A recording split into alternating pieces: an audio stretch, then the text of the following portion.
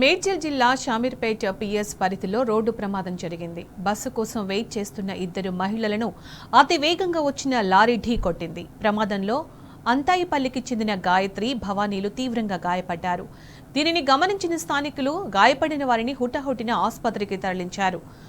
ఆగ్రహంతో బాధితుల బంధువులు రోడ్డుపై బైఠాయించి నిరసన వ్యక్తం చేశారు. తమకు న్యాయం జరగాలని డిమాండ్ చేస్తూ ఆందోళనకు దిగారు.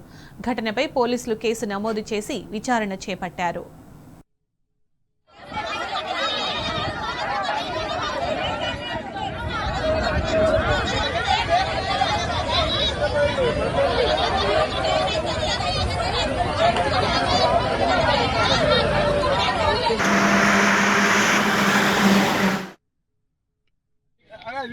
తీసుకుండు కలెక్టర్ ఆఫీస్ కట్టిండు.